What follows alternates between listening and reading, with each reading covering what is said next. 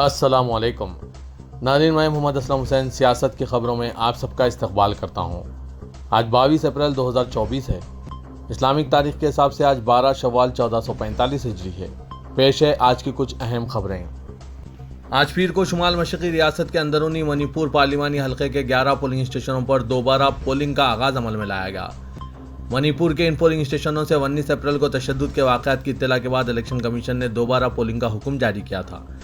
जुमे को लोकसभा इंतखाबात के पहले मरहले के दौरान कुछ शरपसंदों ने मुबैना तौर पर इन पोलिंग स्टेशनों पर फायरिंग की थी और ईवीएम को भी तबाह कर दिया था। तमाम पोलिंग स्टेशंस पर सिक्योरिटी के सख्त इंतजाम किए गए हैं ताकि किसी भी नागहानी वाक़े से बचा जा सके। एक मुकामी ने ANI को बताया, हम वोट डालने आए हैं, दोबारा पोलिंग हो रही है, सिक्योरिटी को बढ़ा दिया गया है। इस खबरनामे को MS एजुकेशन की जानिब से स्पॉन्सर किया जा रहा है। 3 days of joy, applause and memories as we honor our little graduates for completing their pre-primary journey. Join the joy, join the pride. MS Creative Kids, developing creative minds. For more details, click the link given in the description. National investigation agency यानी NIA ने दहशतगर्दाना सरगर्मियों से जुड़े एक मामले में आज पीर की सुबह श्रीनगर में 9 मुकामात पर छापे मारे।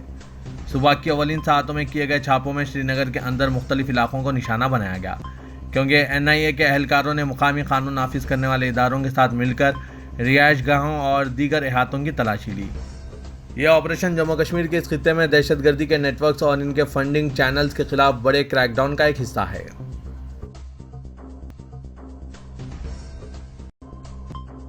राजस्थान में वज़ीर-ए-आज़म नरेंद्र मोदी ने एक इंतखाबी जलसे में इश्तियाल-अंगेज खिताब किया। कहा कि कांग्रेस दरअंदाज ज़्यादा बच्चे पैदा करने वाले मुसलमानों में अवामी दौलत तकसीम करेगी।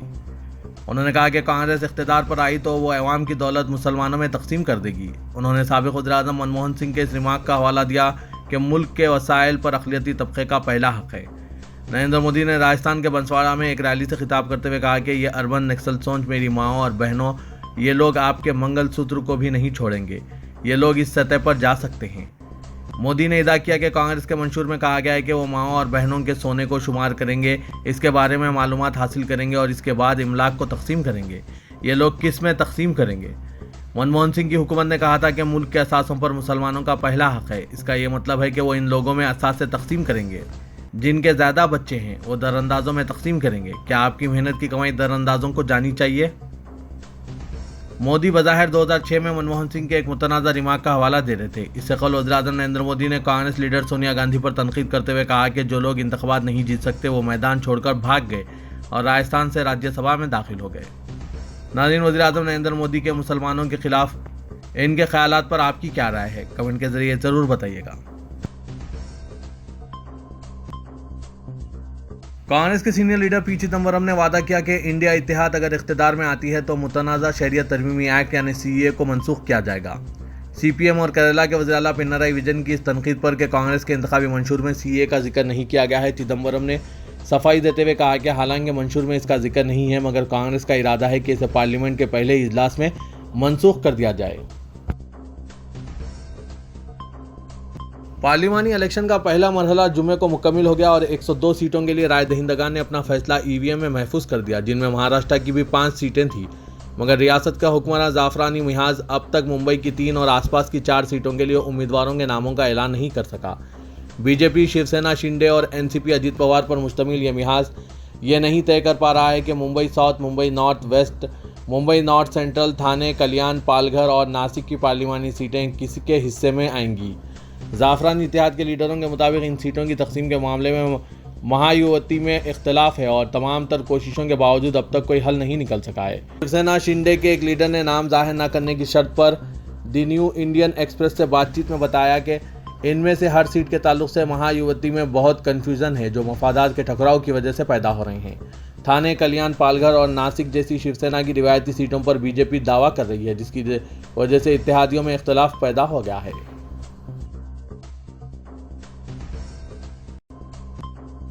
दिल्ली के वज़ीर आला अरविंद केजरीवाल को जेल में डायबिटीज़ को कंट्रोल में रखने के लिए इंसुलिन ना देने पर आम आदमी पार्टी के कारकुन खुद इंसुलिन की बोतल लेकर तिहाड़ जेल पहुंच गए। उन्होंने जेल के बाहर मोदी हुकूमत के खिलाफ एहतजाज किया और इल्ज़ाम लगाया कि ये हुकूमत अंग्रेज़ों से भी ज़्यादा जालिम है। आम आदमी पार्टी ने अपने इस इल्ज़ाम को दोहराया कि मोदी हुकूमत केजरीवाल को इंसुलिन ना देकर इन्हें जेल में पल पल मौत के मुंह में ढकेल रही है। आम आदमी पार्टी का दावा है कि केजरीवाल की शुगर 300 से तजावीज़ कर गई है। रियासती वजीर आतिशी और संजीव झा ने पुलिस को इंसुलिन की बोतल देते हुए मुतालबा किया कि इनके लीडर को इंसुलिन दी जाए।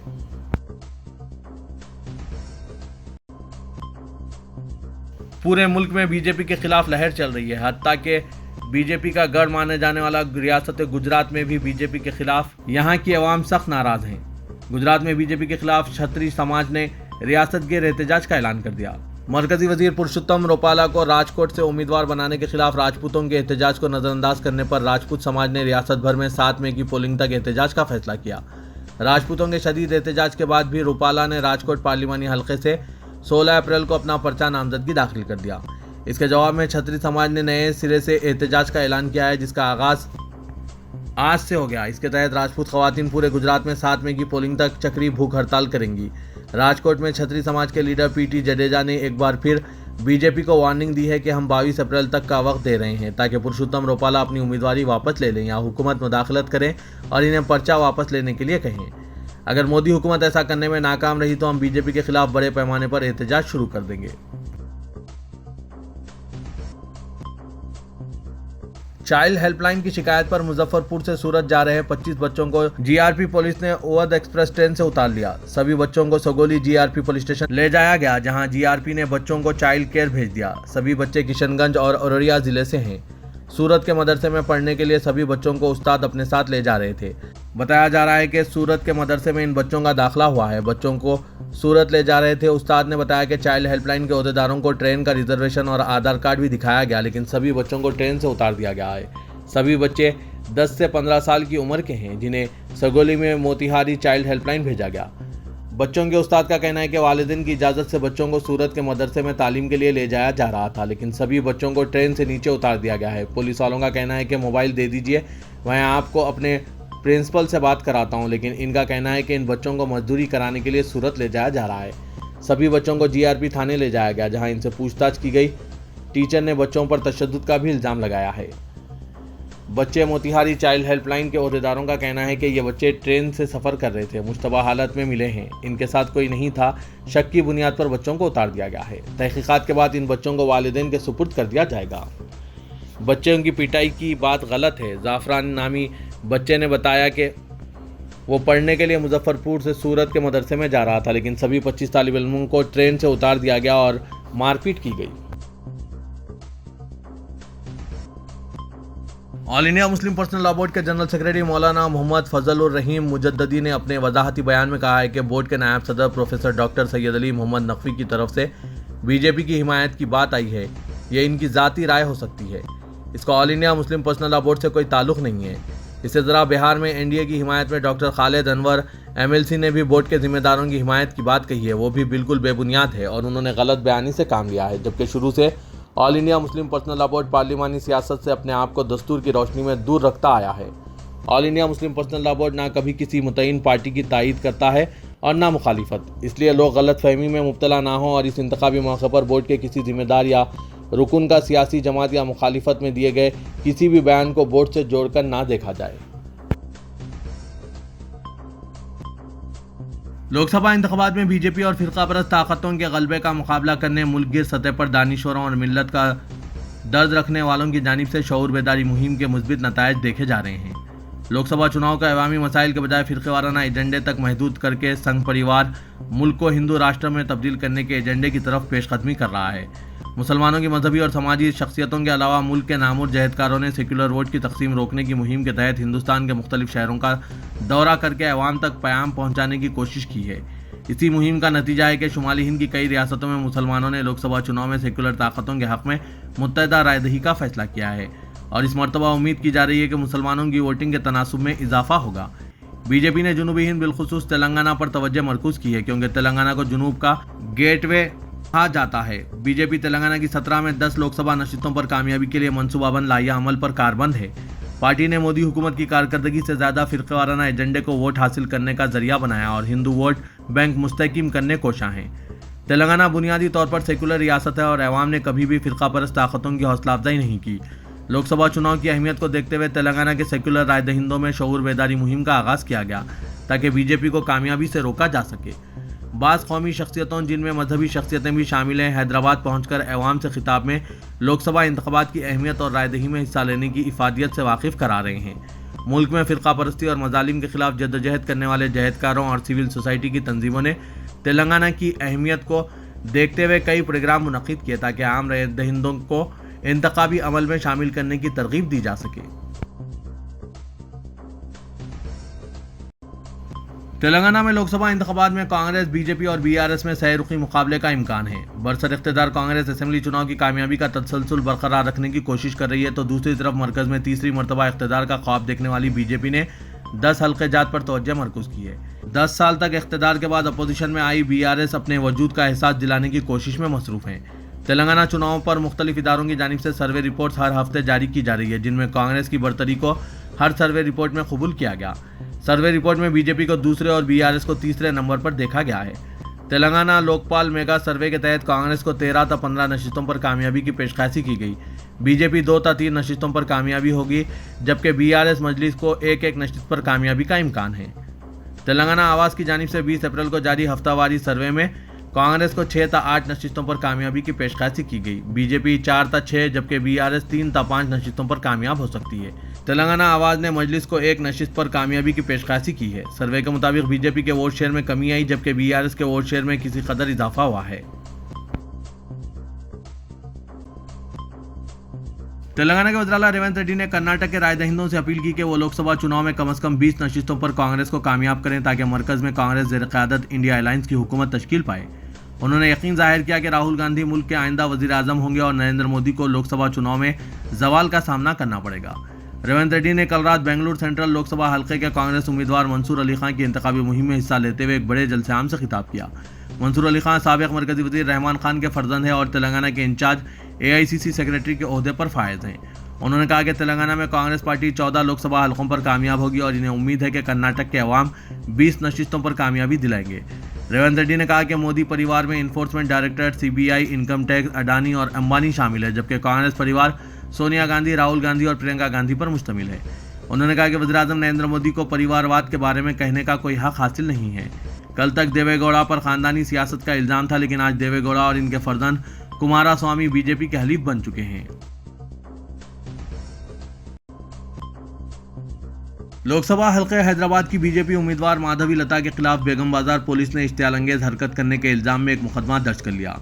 फसलांसर से ताल्लुक़ रखने वाले एक मुकामी शख्स शेख इमरान ने बेगम बाजार पुलिस से एक शिकायत दर्ज करवाई, जिसमें बताया गया कि बीजेपी की उम्मीदवार ने लोकसभा इंतखाबात में टिकट के ऐलान के बाद से ही मुस्लिम तबके के खिलाफ इश्तियालंगेजी शुरू कर दी, जबकि 17 अप्रैल को रामनवमी जुलूस के दौरान एक ऐसी हरकत की जिससे मुसलमानों के जज्बात को ठेस पहुंची। दरख्वास्त गुजार ने पुलिस में की गई शिकायत में बताया कि रामनवमी के दिन माधवी लता ने नाकाबिल बर्दाश्त हरकत करते हुए मुसलमानों को तकलीफ पहुंचाई है।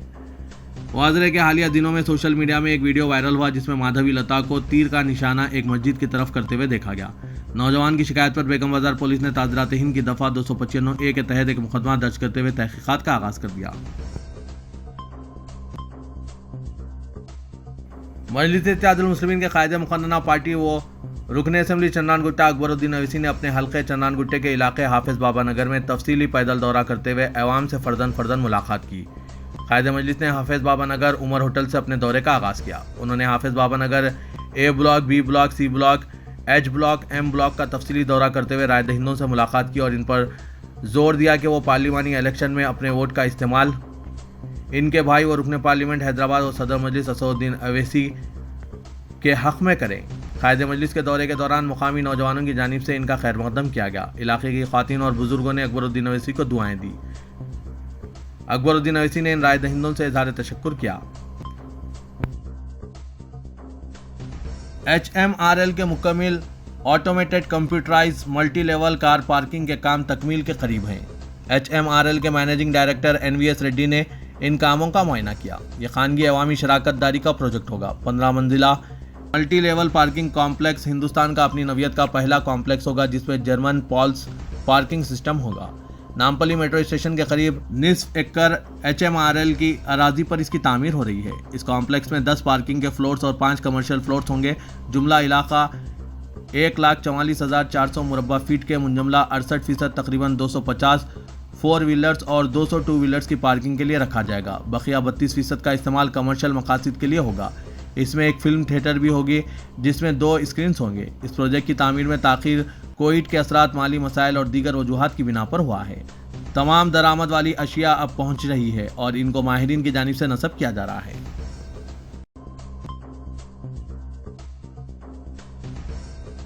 तेलंगाना के वज़ीर-ए-आला रेवंत रेड्डी ने किसानों को तयक़ुन दिया कि दुनिया चाहे इधर की उधर हो जाए, 15 अगस्त से पहले 2 लाख रुपए तक का कर्ज माफ कर दिया जाएगा।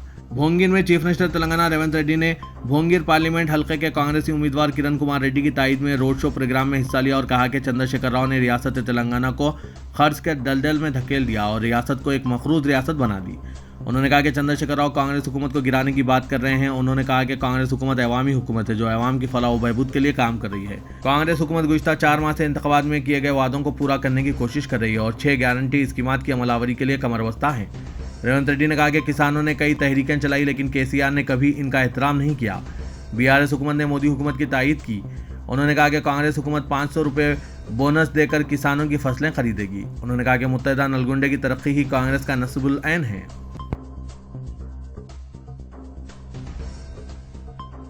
सदर कुल हिंद मजलिस इत्तेहादुल मुस्लिमीन और रुकन पार्लियामेंट हैदराबाद असदुद्दीन ओवैसी ने कहा कि वज़ीर-ए-आज़म नरेंद्र मोदी ने आज अपनी एक तकरीर में मुसलमानों को घुसपैठी और ज़्यादा बच्चे पैदा करने वाले करार दिया।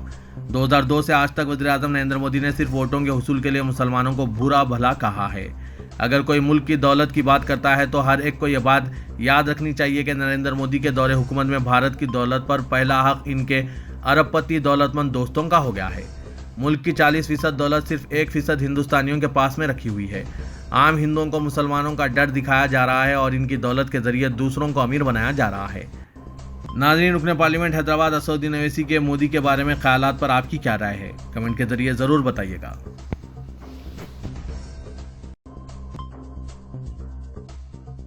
इदारे सियासत के महबूब हुसैन जिगर कैरियर गाइडेंस सेंटर इहाते वाक़ दफ्तर सियासत हैबिट्स पर नौजवानों को रोजगार से मरबूत करने के लिए प्रोफेशनल कंप्यूटर कोर्सेज का भी आगाज अमल में लाया गया है, जिसमें पाइथन फुल स्टैक डेवलपमेंट की शुरुआत की गई है, जिसका आज पीर 22 अप्रैल को फ्री बूट कैंप का आगाज अमल में लाया जा रहा है, जिसमें HTML, MySQL, CSS, JavaScript, Django, Python वगैरह कराया जाएगा। आज शाम 4 बजे इदारे सियासत के महबूब हुसैन जिगर कैरियर गाइडेंस सेंटर वाक़ दफ्तर सियासत हैबिट्स पर इसका आगाज अमल में लाया जा रहा है। ख्वाहिशमंद उम्मीदवार इस ज़रीन मौके से इस्तिफ़ादा हासिल कर रहे हैं। मज़ीद तफसीलात के लिए रास्त या फिर इन नंबरात पर रब्त पैदा कर सकते हैं। फ़ोन नंबर है 9000191481 9393876978। वादरे के इन दिनों पाइथन की मांग में इजाफा होता जा रहा है।